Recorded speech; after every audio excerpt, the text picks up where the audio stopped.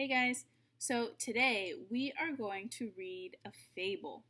A fable is a story that was originated a long time ago and was told orally, meaning people told it to each other in person using their voice. There weren't any books with these stories in them just yet. Now we have fables in books, which is what we're going to read today. Fables usually have animals as their main characters, and they often possess human traits, which means they can do things like talk. Fables also teach a lesson at the end of the story, and we call that the moral. So if you've ever heard somebody say, well, the moral of the story is, they're talking about the lesson that the story taught you. All right, so we're going to go ahead and get started with reading The Lion and the Mouse by Mark White. One afternoon, a tiny mouse woke up from a nap. He left his house in search of a snack. The little mouse closed his eyes and sniffed. How good the world smelled. When he opened his eyes again, he found himself in front of the snout of an enormous, snoring lion. The mouse tried to sneak away, but his tiny shadow crossed the lion's face. The lion woke up and gave a tremendous yawn. Oh, how scary all of those teeth were.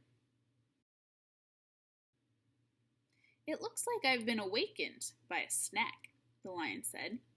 He trapped the mouse's tail under his large paw.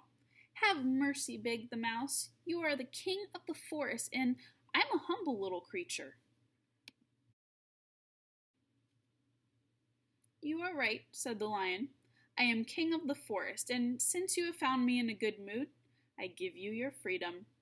Oh, thank you, your majesty, the mouse replied. And if one day you need my help, I will offer it with all my heart. The lion began to laugh. Ha ha ha. How can such a tiny creature help me? Can you help me hunt?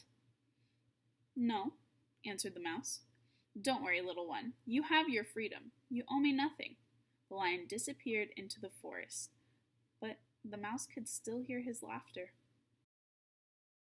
The mouse soon smelled a delicious fruit and went back to his search for a snack. This time, the mouse kept his eyes open while he followed his nose. He heard a strange noise. The mouse went back along the path he had followed. He found the lion trapped in a net. I'll help you, shouted the mouse. The lion could barely hear the mouse's tiny shouts. What can you do, little one? Asked the lion. It's better for you to run away before the hunters return and catch you too. The mouse stayed.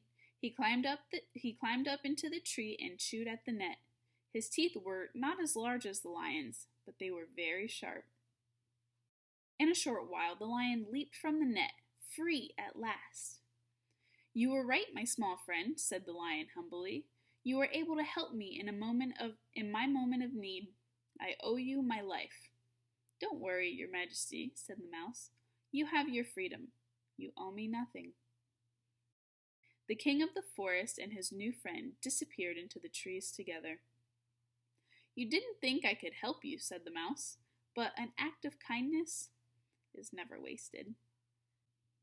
A strategy that I use to determine what the moral of the story is thinking about what the characters in the story learned themselves. Usually, the lesson that the author is trying to teach the reader is the same lesson that the characters in the story learn. So with that being said, and after reading The Lion and the Mouse, I want you guys to try and think of what the moral of this story was.